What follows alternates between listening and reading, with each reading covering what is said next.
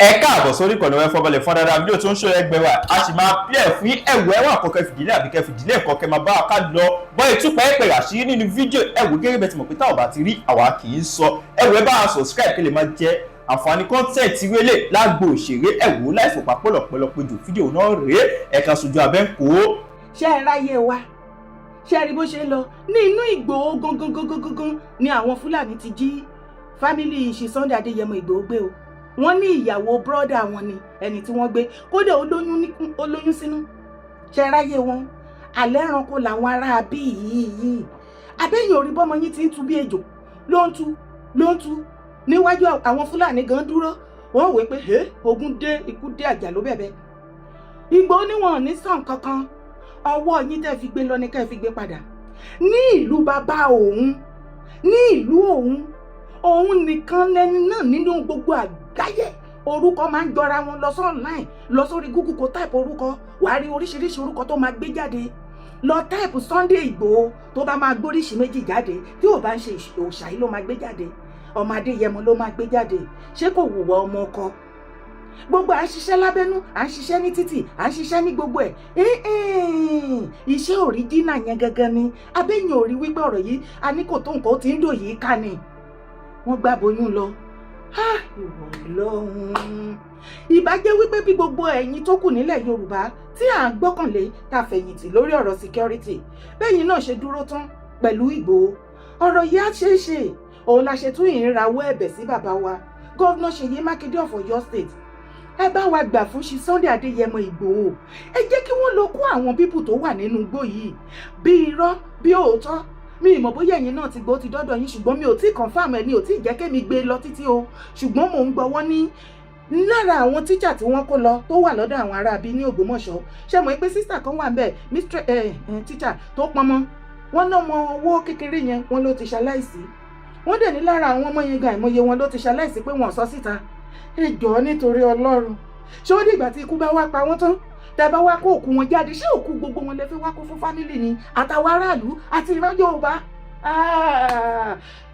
ojúgbà mi tí gbogbo ẹ̀yàn ọba aládé ẹ̀dẹ̀ jókòó ẹ̀dẹ̀ ń wò ẹ̀dẹ̀ ṣé ibi táwọn ọmọ yẹn máa jẹrà mọ́ nìyẹn wọn ò máa ṣe kò máa sí kankan tó ṣe wípé wọ́n wá sáyé wọ́n jẹ́ ìran ọmọ Yorùbá ẹ̀yin ọba ẹ̀dẹ̀ ń sùn ẹ̀ ń jí gbogbo wa pátápátá gbogbo ẹ̀yin oníṣẹ̀ṣe gbogbo ẹ̀yin àgbààgbà nínú ẹ̀sìn gbogbo yín ẹ mà ti ń sùn lórí ọ̀rọ̀ yìí ó mà ti ń dòyìí ká ni tí a bá rí solution sí ọ̀rọ̀ yìí tí ẹ gbúdọ̀ san ransom torí ibi tí mo rí tọ́rọ̀ yìí lọ tẹ́yìn náà bá jókòó tẹ́ fojú wò wọ́n dúró both the state government àti federal government wọ́n dúró kí gbogbo wa ká sinmi ní o abẹ́yìn ò mọ̀ wọ́n mọ̀ ìpẹ́tà tẹ́gùn bá ṣe fẹ́ sí ní ìrẹ̀wẹ̀sì a máa mọ́kàn wa a máa gbàgbé ẹ̀ at the end of it gbogbo nǹkan tán béèrè fún tí gbogbo wa yarí pé àní gbà torí tán bá ti lọ san kinní yẹn ogun ti dé ńlẹ̀ Yorùbá gbogbo èèyàn tán bá ti jí gbé bílíọ̀nù lókù tán máa gbà àti oríṣiríṣi nǹkan ká tó dijú ká tó là ilẹ̀ Yorùbá ti di north east ó ti di Borno àti bẹ́ẹ̀ bẹ́ẹ̀ lọ.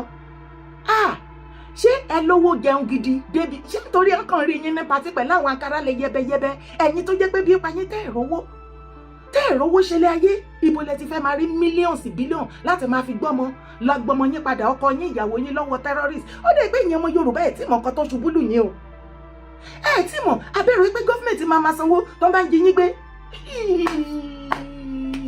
ọ̀rọ̀ yìí ò yé wa o ṣé a ti ń gbàgbé àwọn ọmọ Ògbómọ̀ṣọ́ ni wọ́n ní ọmọ òkókó tó wà lẹ́yìn mistress yẹn wọ́n ló ti ṣaláìsí kí ló rí sí ọ̀rọ̀ Chief Sunday Adéyẹmọ Ìgbòho tí wọ́n sọ nínú fídíò yìí fámìlì wọn ìyàwó brọ́dà wọn náná jí gbé ibẹ̀ ni kọ́kọ́ là ń lọ ó ti mọ̀ jẹ́ sáré gbé ẹdẹ bẹ́ẹ̀ pa. I will sign the death by hanging penalty for kidnapping and cultist convicts in Edo State, Governor Okpebholo. Edo State Governor Monday Okpebholo has declared that he is ready to approve the death penalty by hanging for convicted kidnappers as part of effort to tackle insecurity in the state. Now, we are going to set a special court to try suspected kidnapper and cultists and decided within 2-3 weeks we are done with it and I will sign it. The execution hanging, I will take you to the roundabout so that the whole Edo people will see you and this I will not have any regret about it. He said, lọ́rọ̀ kọ́ṣá Governor Okpebholo, Monday Okpebholo ní Edo State, ó ti yarí mọ́ ọ̀rọ̀ insecurity nítorí ó padà discover wípé àwọn ojúlówó ọmọ Edo àwọn ni wọ́n ṣiṣẹ́ kidnapping. Ẹ mọ̀ nǹkan tó tú àṣírí bẹ́ẹ̀, wọ́n ní àwọn wọ̀nyí wọ́n ti lọ partnership pẹ̀lú àwọn Fúlàní ní nọ́ọ̀tì, wọ́n á wá arrange gbogbo kìíní yẹn òun ló lọ. Wọ́n ti ń ṣe nílẹ̀ Yorùbá náà, kọ́rọ̀ mi kó má bàa rú ẹ lójú ju bó ṣe yẹ lọ. Tẹ̀lé mi wá wo fídíò yìí. I'm not afraid of any criminals. I am not afraid of their sponsors. They will come, we will deal with them. Enough is enough. I am with you. We are with you. We will continue to fight them. We are not lazy. We are known to be hardworking people. We don't beg. We have our land, very fertile land. We have everything. But they want to push us away. We will not allow that. We are not going to play politics with the lives of our people. Nothing, no amount of resources is too much to save a soul. I am ready to do that. They will come in their numbers, but they will go in their zeros. Nǹkan ti dojú rú. Èmi wá like action Governor Okpebholo, àbí kí ló rí sí action wọn?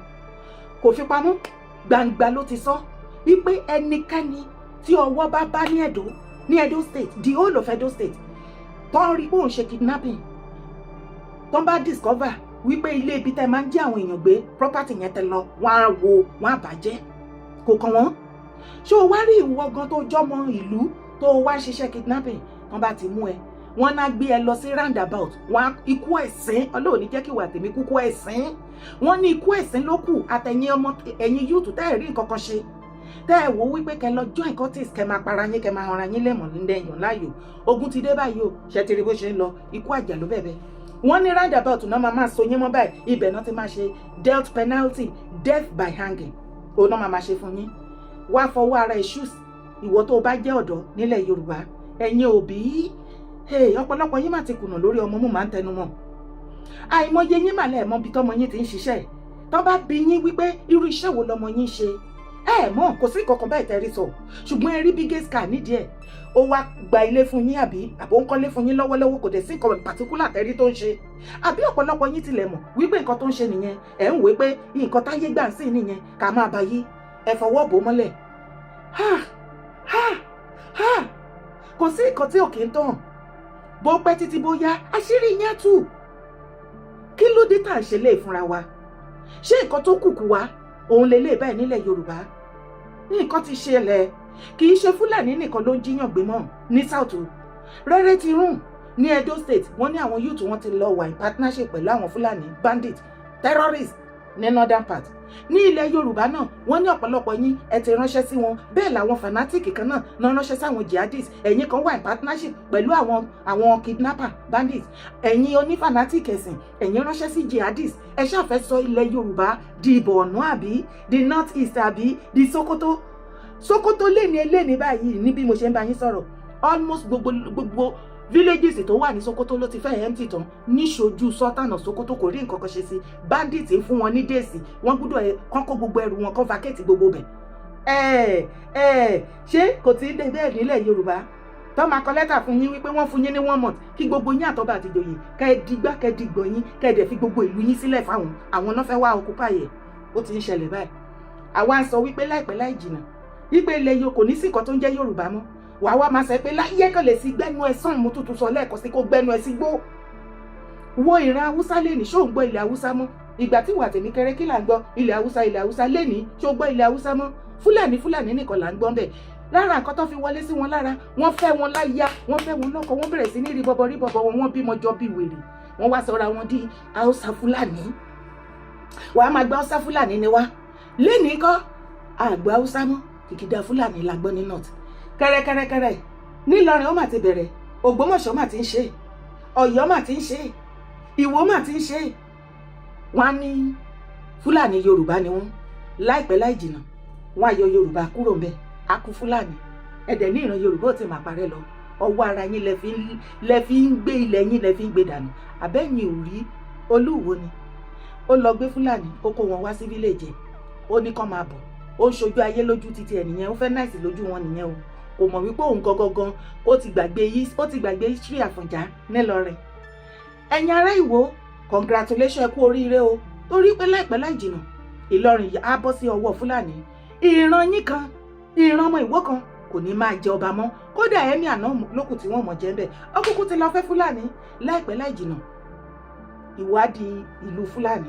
ẹ parígá ó ti bínú tán nígbò ń tú bí ejò ló ń tú bí ejò ló ń tú bí ejò òun àti fúlàní ni ẹ lóhun àti ta ni ẹ mọ̀ ìpọ́nmọ yín ò ráyè gbogbo rọ́dẹ̀rọ̀dẹ̀ ọ̀rọ̀ síkírítì ilẹ̀ kóòtù àjíire náà olóyìn kalára ẹ wá wò rí jìnnà ọmọ ọkọ bó ṣe dúró ṣé o mọ̀ wípé a máa ń pèdè yẹn bóyá bíbélì náà ló sọ àbáwọ̀ ara wa là ń sọ wípé olóòótọ́ àti olódodo a máa láyà bí kìnìún ni wàá wo Sunday Adéyẹmọ Ìgbòho òòṣà wàá wo bó ṣe dúró ìrù ẹkùn ìrù ẹkùn ìrù ẹkùn ìrù ẹkùn mo lọ́mọ ọkọ yàtọ̀ sórí jìnnà ọmọ àlè mo ní ìran ọmọ àlè ló máa ń sọ wípé kí àtọ̀húnrìnwá náà máa ránṣẹ́ sí àwọn àtọ̀húnrìnwá ọmọ ìrankíran tá a mọ̀ rí wọn á ní kán máa kógun bọ̀ kán wá kógun ja ìran wọn ẹ̀ ti mọ̀ pé lórí ọmọ àlè ni wọ́n ṣùgbọ́n òríjìnà ọmọ ọkọ bí ogun bá ń bọ̀ láti ìta tó fẹ́ wá ja ìran ó máa dúró tán ni ìwọ náà wá wo fídíò kó o wá bá mi sọ níbi comment section ṣé ọmọ ọkọ ni àbọ̀ ọmọ àlè